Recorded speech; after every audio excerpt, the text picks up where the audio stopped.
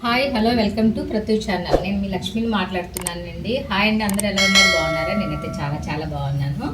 ఈరోజు morning breakfast కింద నేను పెసరపప్పుతో ఊతప్పం చేస్తున్నానండి. సో దానికి కావాల్సింది ఈ గ్లాసుడు పెసరపప్పు నేను నైటే నానబెట్టేసానండి. సో నైట్ అంతా నానబెడితేనే మార్నింగ్కి బాగుంటుంది. దీన్ని మొత్తం నేను క్లీన్ చేసేసుకున్నాను. ఇప్పుడు ఇది మిక్సీ పట్టేసుకుందాము. నెక్స్ట్ దీనిలో కావాల్సింది ఏంటంటే ఒక 4 పెద్దవి క్యారెట్లు తురిమేసానండి. పెద్దది ఉల్లిపాయ ఒకటి, నెక్స్ట్ కొద్ది కొత్తిమీర, అల్లం కూడా తురిమాను. దీనికి మిక్సీలో పప్పు వేసినప్పుడే ఒక 10 పచ్చిమిర్చి వేయాలండి కారానికి. సో ముందుగా మిక్సీ పట్టేసుకుందాం. ఆల్రెడీ ఇది నేను క్లీన్ చేసేసుకున్నాను పప్పుని. చూస్తున్నారు కదండి, పప్పు అంతా కూడా ఇలాగ జార్లో వేసుకున్నాను. ఇప్పుడు పచ్చిమిర్చి కూడా మనం దీనిలో వేసేసుకోవాలి. ఒకవేళ కారం తక్కువ తిన్న వాళ్ళైతే తగ్గించుకోండి. కాకపోతే మనం క్యారెట్ వేస్తున్నాం కాబట్టి ఈ మాత్రం మిర్చి ఉండాలి. ఇప్పుడు ఒక స్పూన్ జీలకర్ర వేస్తున్నాను నేను. అలాగే ఒక స్పూన్ పసుపు వేస్తున్నానండి. పసుపు కంపల్సరీగా వేసుకోవాలి. ఇప్పుడు తగినంత ఉప్పు వేసుకోవాలి.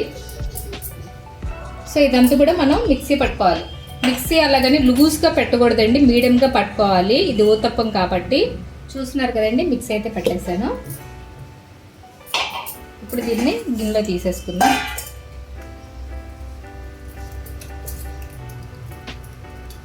చూసారా, ఇది లూజ్గా అనేది లేదు కదండి. ఈ విధంగానే మనం మిక్సీ పట్టుకోవాలి. ఇప్పుడు దీనిలోనే క్యారెట్, కొత్తిమీర, అల్లం అండ్ ఉల్లిపాయలు ఇవన్నీ వేసుకొని ఒకసారి బాగా కలిపేసుకోవాలండి.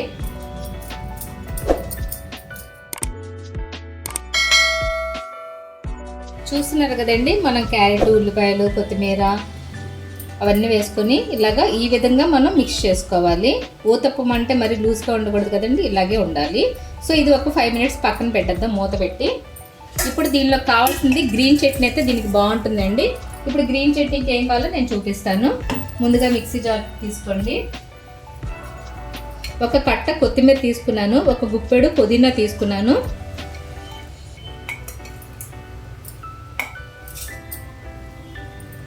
దీనికి ఒక 4 పచ్చిమిర్చి వేస్తున్నానండి, అల్లం తురుము, మనకి సరిపడా సాల్ట్, కొద్దిగా జీలకర్ర. సో ఇది మిక్సీ పట్టేసుకుందాం. మిక్సీ పెట్టానండి. ఇప్పుడు ఓపెన్ చేసి చూద్దాం. చూసారా, ఈ విధంగా వచ్చింది కదా. ఇప్పుడు మనకి ఊతప్పంలోకి సరిపడంత మనం కలుపుకుందాము. గ్రీన్ చట్నీ కావాల్సింది మెయిన్ అండి, పెరుగు కావాలి. దీనికి నేను ఒక పెద్ద స్పూన్తో 2 స్పూన్లు తీసుకున్నాను. ఇప్పుడు దీనికి ఈ పెరుగుకి నేను చూసారు ఈ స్పూన్తోనే 2 వేస్తున్నాను. ఇది సరిపోతుందండి. మిగతాది మనం ఇది ఫ్రిడ్జ్లో స్టోర్ చేసుకోవచ్చు.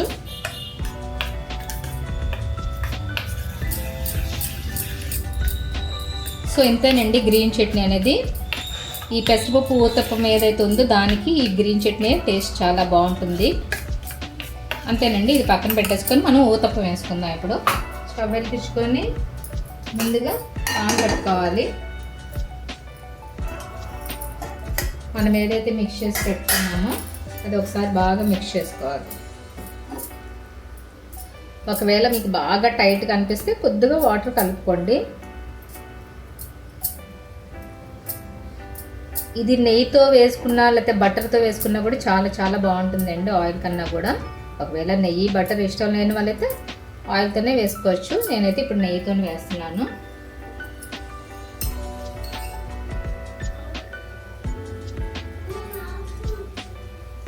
సో నేను 2 స్పూన్స్ వేసానండి నెయ్యి.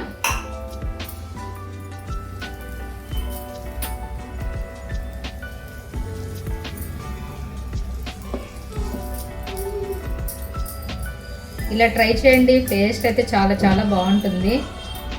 ఎప్పుడు రొటీన్గా ఊతప్పం ఇడ్లీ పిండితో అలా వేయకుండా ఇలా పెసరపప్పుతో చేసుకోండి, చాలా టేస్ట్ అయితే బాగుంటుంది. ఇప్పుడు సిమ్లోని మనం మూత పెట్టేసుకుందాం. ఇప్పుడు మనం మూత తీసి చూద్దామండి.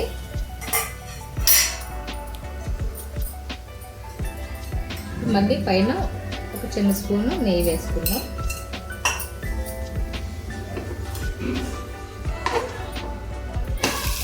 చూసారా బాగా కాలింది కదా.